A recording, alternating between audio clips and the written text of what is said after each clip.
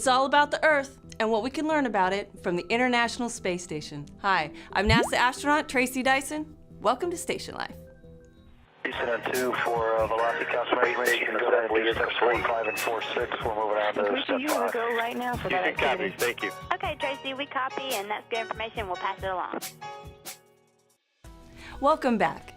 This month on Station Life, we're going to highlight the International Space Station as a platform for studying the Earth and take a behind-the-scenes look at what it's like to live and work aboard the International Space Station.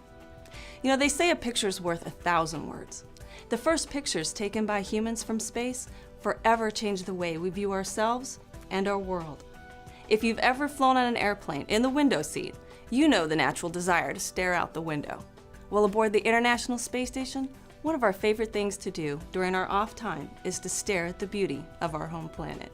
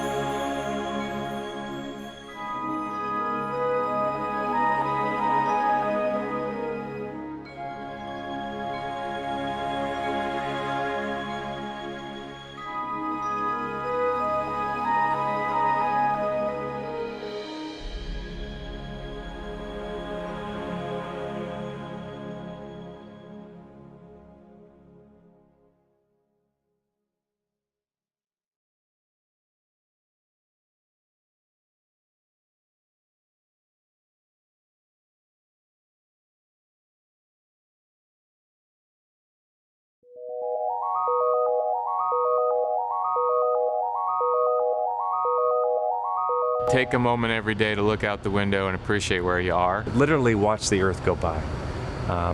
We're going around the Earth once every 90 minutes.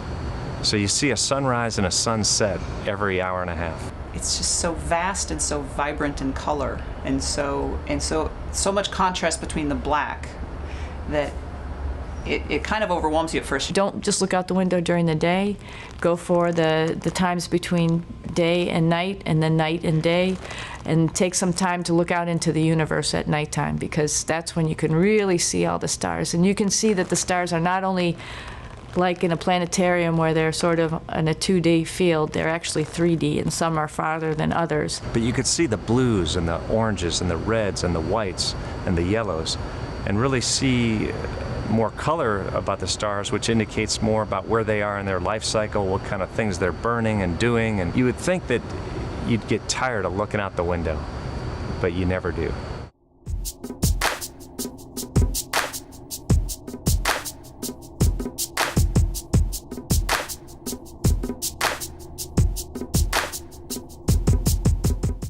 Like I said before, a picture's worth 1,000 words. But in the case of International Space Station imagery, a picture could also be worth 1,000 lives. An imaging system aboard the station called Environmental Research and Visualization System, ISERV, captured photographs of Earth from space for use in developing countries affected by natural disasters. This is yet another way the orbiting laboratory is serving humanity off the Earth for the Earth.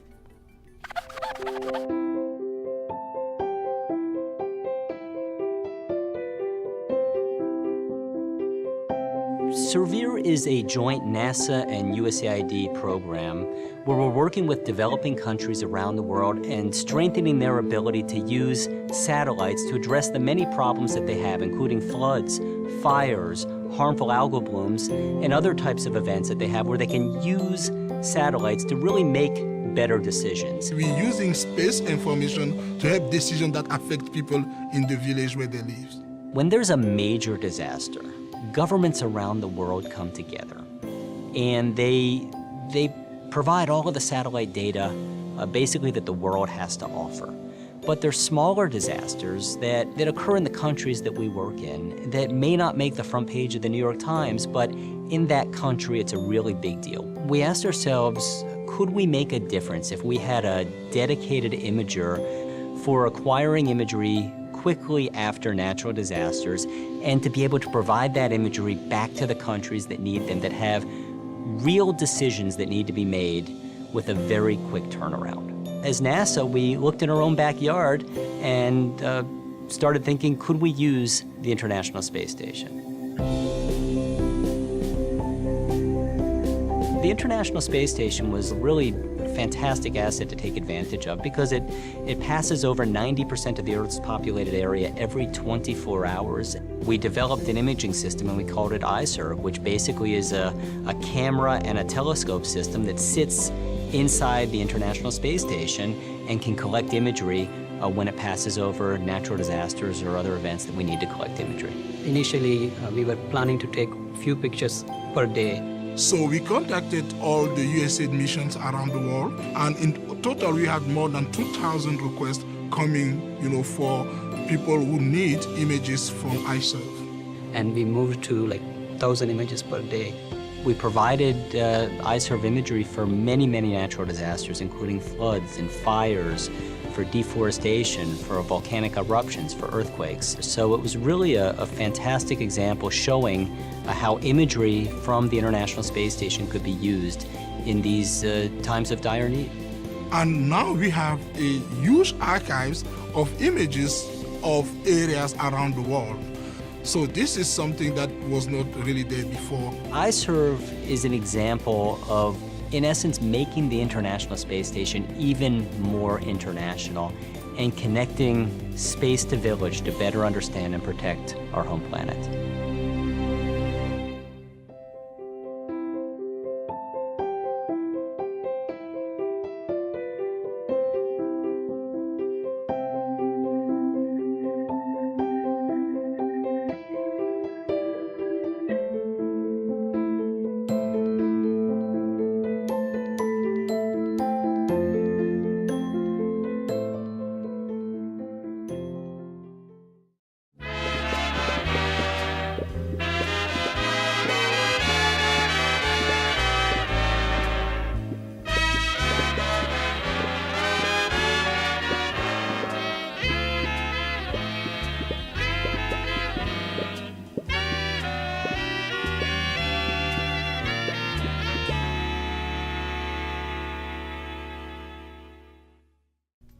Imagine bread loaf-sized satellites zipping around the Earth each day, imaging the globe and providing updates on the environment. Thanks to the International Space Station, this constellation of satellite image gathering has been made a reality. With the mission of photographing the majority of the Earth every day, Planet Labs created small satellites, individually referred to as doves, to capture ground imagery for use in humanitarian, environmental, and commercial applications. With the 2005 NASA Authorization Act designating the U.S. segment of the station as a national laboratory, the space station drives growth of a robust commercial marketplace in space through endeavors like Planet Labs. The Earth imaging mission of Planet Labs' Dove satellites takes another leap toward creating benefits on Earth, resulting from innovation in space.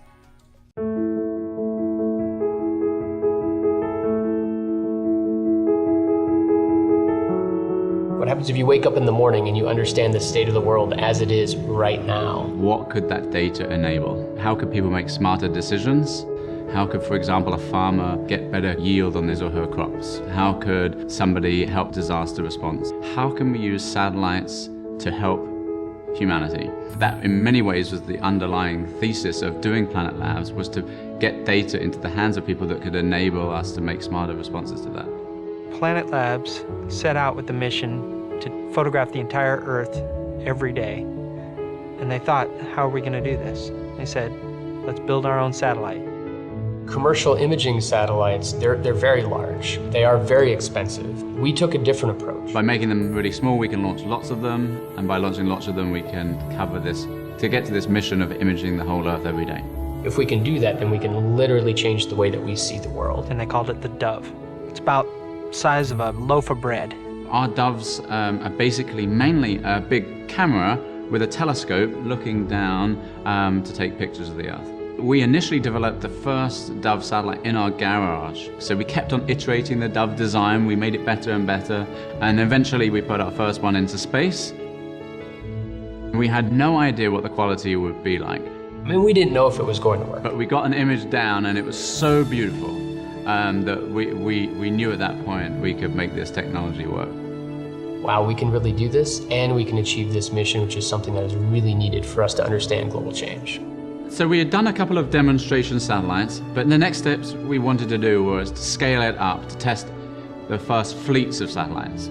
But what made that possible was actually access to space. So here's the problem, that in order to take pictures of the entire Earth every day, you're going to need more than one or two satellites. You're going to need a whole lot of satellites, and you're going to need to be able to deploy them really fast. And really, there's only one obvious choice on how to deploy that, and that's the International Space Station. There was no other platform in the world in order to get access to space of that fashion in that time period than the International Space Station. NanoRacks is our key partner with NASA. At NanoRacks, we understood Planet Labs' vision, and we knew that we could help. We worked together to figure out what was going to be the best way to get as many satellites as possible, and we basically developed a new platform. It goes out of the GIM airlock, it's picked up by a robotic arm, pointed out into space, and it fires these little satellites off of the space station.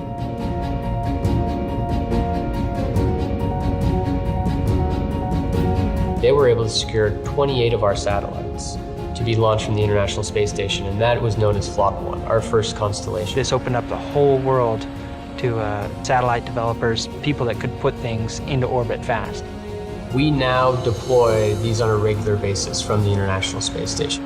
And now today, we're able to operate the largest fleet of Earth imaging satellites in human history. And none of that would have been possible without the International Space Station. The International Space Station does enable young, small companies like ourselves to get going in space. The ISS provides a lot of opportunities for commercial companies to test and find where the market in space is going to be. And so what we're seeing today is a proliferation of new ideas and new concepts. It's almost like it's a renaissance of what's happening in space. Buckle up and strap down, because this is going to be a rocket for all of us in the global community to be part of.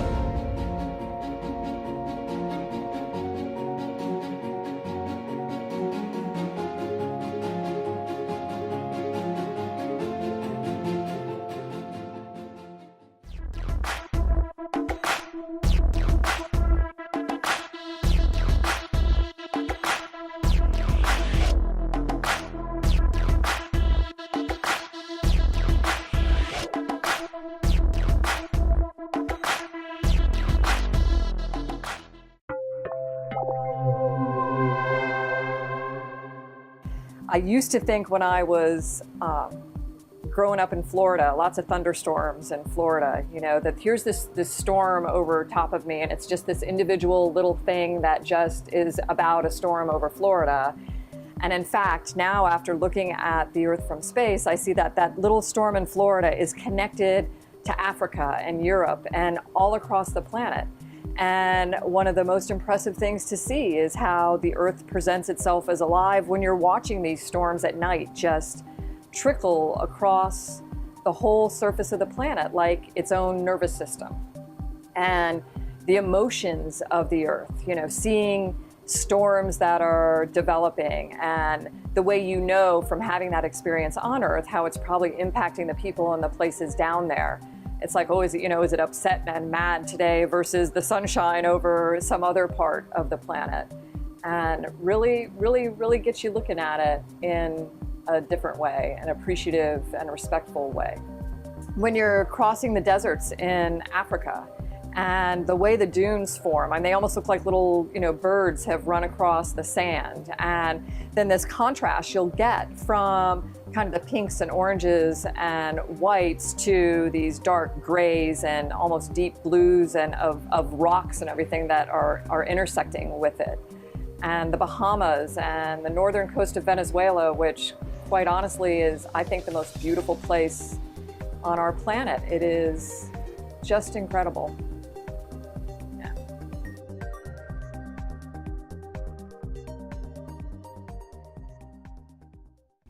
Well, so far we've learned about using the ISS as a platform for iServe, which captures imagery of the Earth to provide disaster assistance, and deploying small satellites called doves.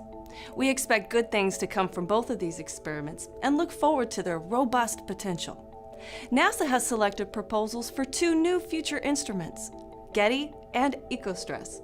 These sensors on the ISS will give scientists new ways to observe how forests and ecosystems are affected by climate change. Our next piece is about a recently completed mission of an Earth-observing instrument on the ISS called HYCO. Its name stands for Hyperspectral Imager for the Coastal Ocean. Check it out. Carroll Township's a very rural area in northern Ohio, right on Lake Erie. Lake Erie has always been very important to Carroll Township and its residents. We use it for drinking water, we treat it, and it's really our livelihood.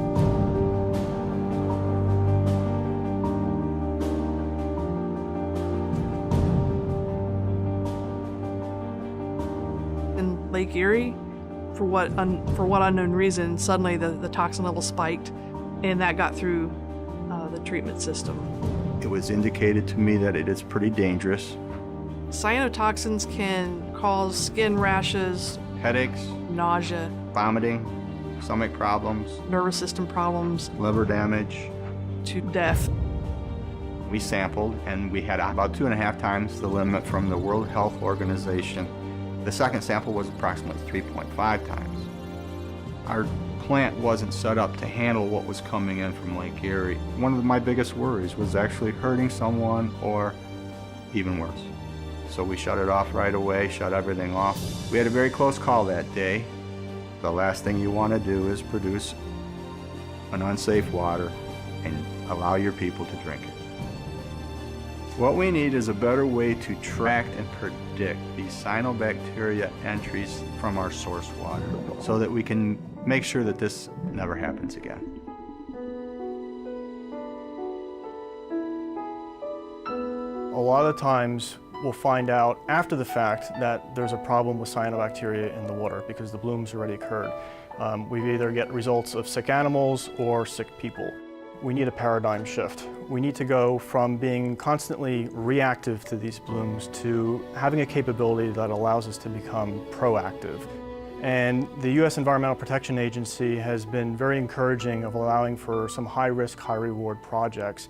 And that allowed us to think outside the box, way outside the box.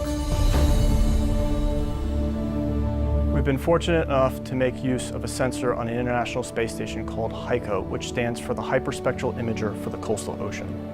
HYCO consists of 2 instruments.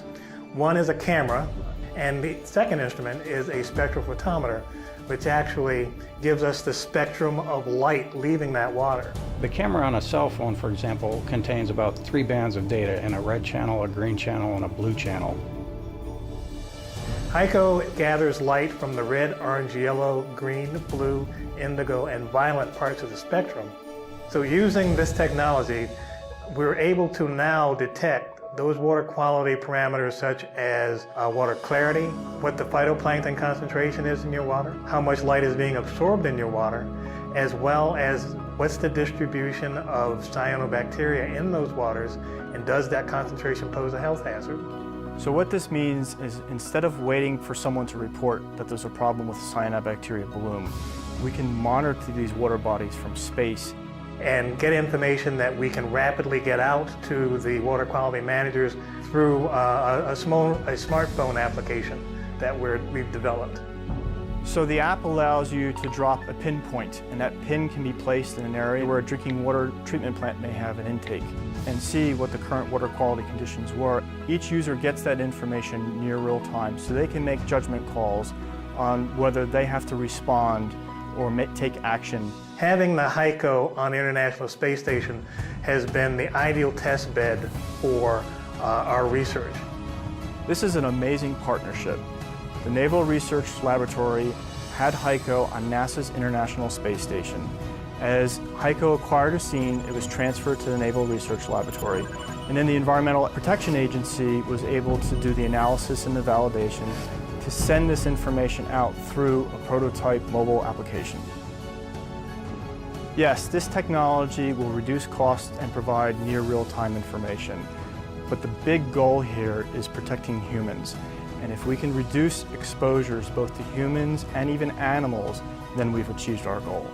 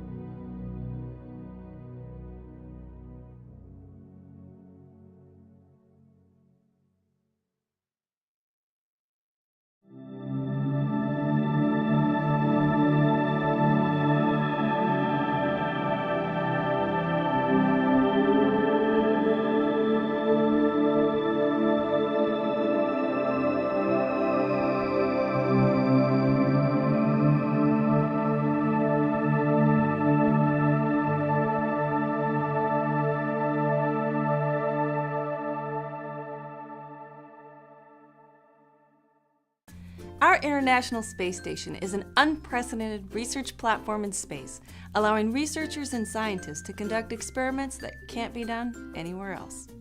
Utilizing the ISS as a ready-built platform for studying the Earth is well underway. So far, we've learned about iServe, Planet Labs Dove satellites, and HICO. 2 more experiments, or payloads in NASA speak, are on schedule to get to the ISS later this year. There's SAGE 3 and Lightning Imaging Sensor. SAGE 3 will measure ozone and other gases in the upper atmosphere to help scientists assess the ozone layer and how it's recovering. And that Lightning Imaging Sensor will monitor global lightning for Earth science studies and support operational weather forecasting and warning. Looks like utilizing the ISS to further benefit all of humankind? It's right on track. Thanks for joining us on StationLIFE at our behind-the-scenes look at using the International Space Station as a platform for studying the Earth. And be sure to follow us on Facebook and Twitter for the latest research news. And don't forget to download our straight-up gangsta app on your mobile device. It's totally legit. Until next time, we're working off the Earth for the Earth.